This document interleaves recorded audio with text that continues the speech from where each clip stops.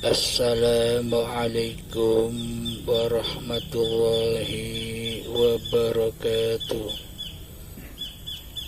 Bismillahirrahmanirrahim. Ashhadu an la ilaha illallah wa ashhadu anna Muhammadar Rasulullah.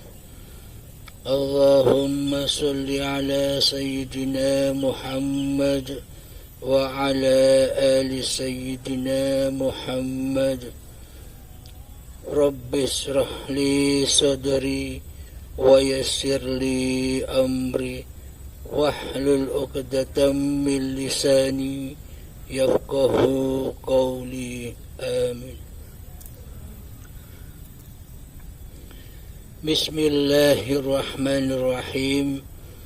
Saat ini kita akan membahas sifat wajibnya Allah yang ketiga, yakni sifat baqa, wujud, qidam, baqa. Artinya wajib bagi Allah itu maha kekal, kekal abadi. Kebalikannya, sifat muhalnya adalah fana. Fana itu artinya muhal bagi Allah itu hancur, tiada, gaib.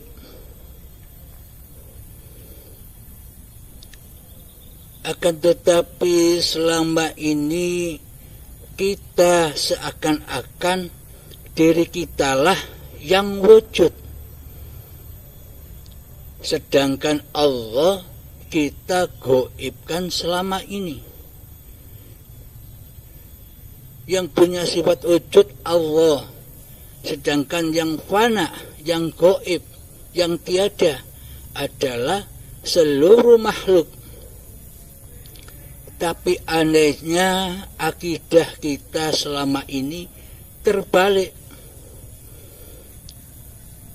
Diri manusia kita, hawa nafsu kita merasa kitalah yang wujud, merasa kitalah yang ada, merasa kitalah yang nyata, merasa badan inilah yang wujud, yang berkuasa, yang punya daya upaya, yang punya kekuatan.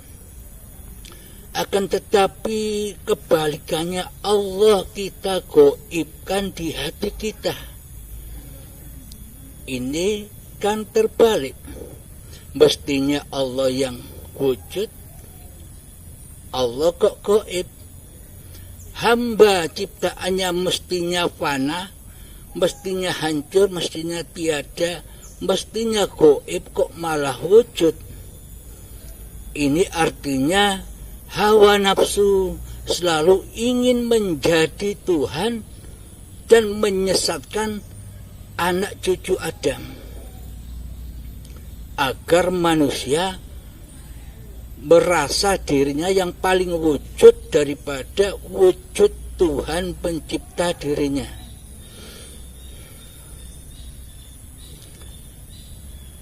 Mari kita tengok ibadah-ibadah yang kita lakukan. Kanjeng Nabi sudah perintahkan di dalam syariatnya, ketika beribadah apapun, khususnya di dalam sholat-sholat kita, maka kita niatkan di dalam akhir niatan lillahi ta'ala, milik Allah. Akan tetapi praktek hati kita selama ini bukan lillahi ta'ala, akan tetapi linafsi. Ini ibadahku, ini sholatku, ini kerjaku, ini tahlilanku, ini sholawatanku, dan sebagainya. Kanjeng Nabi sudah menuntunkan kepada kita bahwa kita harus berakhlak kepada Allah, yakni Kanjeng Nabi diutus ke dunia ini hanya untuk menyempurnakan akhlak-akhlak manusia kepada Tuhannya, dengan dibimbing dengan segala syariat-syariat yang ada.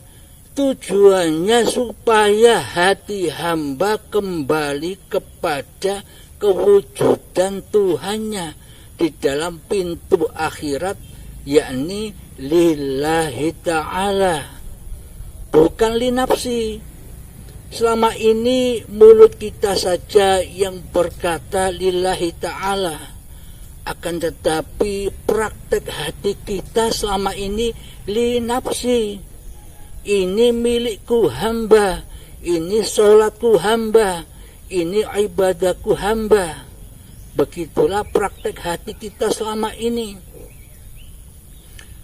Mari kita sinkronkan dengan sifat wajibnya Allah yang baqo dan sifat wajib bagi para makhluknya, bagi semua manusia yang fana.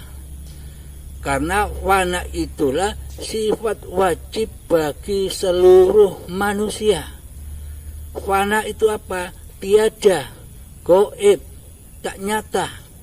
Itulah hakikat jati diri manusia. Ketika kita beramal, jika di dalam hati kita berpraktek bahwa ibadah ini ibadahku hamba, maka itulah alam fana. Maka seluruh ibadah kita yang kita lakukan akan hancur fana.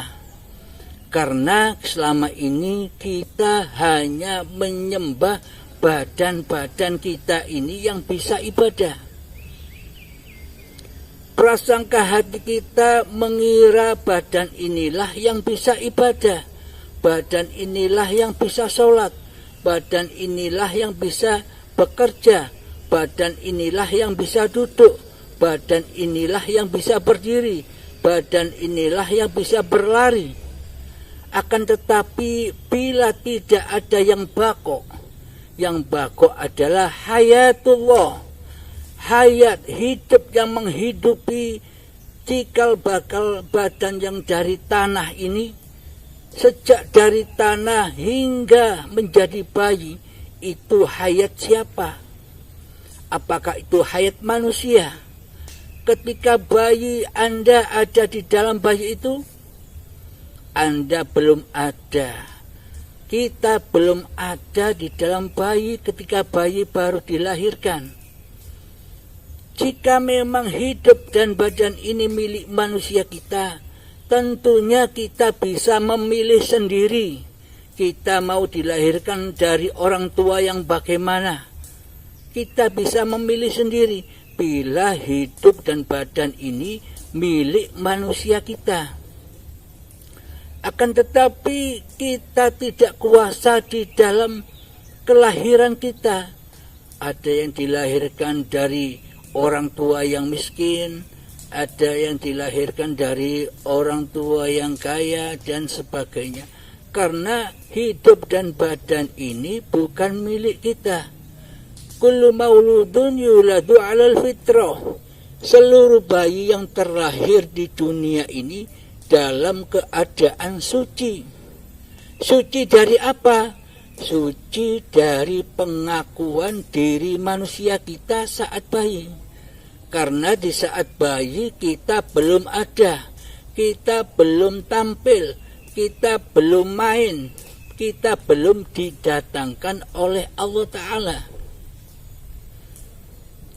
Jadi tugas manusia di dunia ini hanya satu. Alastu birabbikum, wahai manusia, apakah aku ini Tuhanmu? Qalu bala syahidna. Iya, engkaulah Tuhan kami, dan kami akan selalu menyaksikanmu dimanapun engkau kirim kami ke dunia ini. Jadi tugas manusia di dunia ini hanya satu, yakni menyaksikan Tuhannya, bersaksi kepada Tuhannya. Maka dari itu Kanjeng Nabi Muhammad membawa syariat gunanya untuk itu, untuk lillahi ta'ala, yakni untuk menyaksikan Tuhannya lah yang berkuasa atas hidup dan badan ini, bukan linapsi. Jika linapsi itu namanya hawa nafsu. Ketika hawa nafsu berkuasa di dalam hati ini, beribadah apapun akan terbakar, akan hancur lebur, karena yang berkuasa di dalam hati adalah yang fana, yang hancur, yakni badan. Selama kita menyangka bahwa badan inilah penguasa apa yang digerakkan oleh badan, itulah alam fana, itulah alam dunia. Bila seluruh ibadah kita tukar dengan pahala, kita tukar dengan kejayaan dunia, kita tukar dengan surga, itu namanya alam fana, yakni sia-sia dan hancur, karena hati kita bersandar kepada yang fana, yakni dunia. Akan tetapi bila hati kita bergantung kepada yang bako, siapakah yang bako itu? Siapakah Allah itu? Bismillahirrahmanirrahim. Allahu la ilaha illa huwal hayyul qayyum. Allah, dialah Tuhan yang hidup terus menerus, yakni bako, langgeng. Kita ketahui hidup yang ada di Nabi Adam, setelah Nabi Adam wafat, hidup berlanjut kepada manusia-manusia yang akan datang. Sama halnya seperti kita. Dulu kakek nenek kita hidup, sedangkan kita belum ada di dunia ini. Kita masih jadi tanah, kita masih jadi tumbuhan, kita masih jadi buah-buahan, kita masih jadi sperma, dan sebagainya. Akan tetapi ketika kakek nenek kita sudah wafat, kan hidup ini kan terus ada, terus menerus. Nah, hidup itulah Allah, bukan hidup manusia. Jika manusia punya hidup, maka tak mungkin Allah menghidupi manusia. Karena manusia tak punya hidup, maka Allah menghidupi manusia. Dalil seluruh manusia berkata demikian. Aku hidup di dunia ini karena dihidupi oleh hidupnya Allah. Nah, jelas sekali bahwa hidup itulah Allah, hidup itulah al-baqa, yang kekal. Bila amal ibadah kita selama ini bergantung kepada yang hidup, maka itulah amal yang soleh, yakni badan ini sudah tak berkuasa apa-apa tanpa adanya Allah, tanpa adanya hidup. Badan tak akan bisa sholat tanpa adanya hidup, badan tak akan bisa berdiri tanpa adanya hidup, badan tak akan bisa rukuk tanpa adanya hidup, badan tak akan bisa bersujud tanpa adanya hidup. Jadi hidup itulah penguasanya, bukan badan penguasanya. Selama ini hati kita selalu memandang badan-badan kita lah yang bisa beribadah. Akan tetapi kita lalai memandang Allah lah yang menguasai badan kita. Inna salati wa nusuki wa mahyaya wa mamati lillahi rabbil alamin. Sesungguhnya solatku, sesungguhnya ibadahku, sesungguhnya hidup dan matiku hanyalah milik Allah. Jika hidup saja kita tidak punya, bagaimana mungkin kita bisa mengaku-ngaku beribadah? Bagaimana mungkin kita bisa mengaku-ngaku berilmu? Bagaimana mungkin kita merasa mampu berkehendak, berkuasa yang kuat? Jika hati sudah kembali kepada hidup, maka selamatlah seluruh pergerakan badan kita. Itulah amal yang bako. Contoh ketika kita sholat, ketika niat ingsun sholat subuh 2 rakaat lillahi ta'ala, ketika takbiratul ihram Allahu Akbar, selama ini yang kita maha besarkan bukan Allah, akan tetapi selama ini yang kita maha besarkan adalah diri kita sendiri yang bisa sholat. Coba kita pahami, coba kita sadari kesalahan kita selama ini. Apakah mungkin kita bisa memaha besarkan Allah, sedangkan dalam hati kita yang berkuasa bukan Allah, yakni hawa nafsu kita sendiri yang merasa mampu, yang merasa bisa sholat. Berarti yang dimaha besarkan selama ini sholat kita kan diri kita sendiri yang maha besar, yang maha bisa sholat, yang maha bisa beribadah, yang maha bisa berilmu. Kan diri kita selama ini, bukan Allah. Karena kita tidak kenal dengan Allah selama ini. Siapakah Allah itu? Jika kita selama ini mengaku-ngaku bahwa hidup ini hidupnya manusia, maka selamanya manusia tak mampu menyembah kepada Allah. Bila kita aku-akui hidup dan badan ini milik manusianya, sampai kapanpun manusia tak akan bisa menyembah Tuhannya. Karena apa?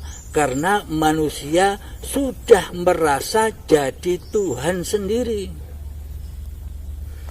Ibaratkan pewayangan, kita selama ini seakan-akan seperti wayang yang merasa menjadi dalang. Sedang dalangnya ditanya, Allah kemana? Oh, Allah gaib. Sedang dalang ditiadakan oleh sang wayang. Sampai kapanpun wayang tak akan bisa ketemu dengan sang dalang. Akan tetapi bila kita sudah memahami bahwa hidup ini Allah, hayatullah, maka persembahkan lagi di dalam sholatmu Allahu Akbar, maha besarkan hidup yang bisa mengangkat tangan, maha besarkan hidup yang bisa memberdirikan badan, rukuk dan sujud. Ketika usai takbiratul ihram, maka sendekapkanlah badanmu, yakni matikan dirimu. Jangan ikut-ikut jadi Tuhan di dalam sholatmu. Biarkan persembahkan lagi seluruh pergerakan di dalam sholat itu adalah miliknya Allah, miliknya hidup. Tanpa adanya hidup, maka tak akan ada pergerakan apapun. Sejak dari tanah sampai menjadi bayi, sampai menjadi tanah lagi. Itulah sekilas alam fana, alam dunia, dan alam baqo, alam lillahi ta'ala. Yakni ketika hati kita masih berpraktek bahwa kehidupan dan badan ini milikku hamba, itulah alam fana, itulah alam kehancuran. Akan tetapi kita bila sudah merojiunkan kembali, sudah mempersembahkan kembali bahwa hidup ini Allah, itulah alam baqo, maka apapun yang dikerjakan oleh badan ini di atas kebenaran, di atas kebakoan, karena hati bersandar kepada lillahi ta'ala. Demikian para sahabat, semoga saya dan kita semua selalu dibimbing oleh Allah. Assalamualaikum warahmatullahi wabarakatuh.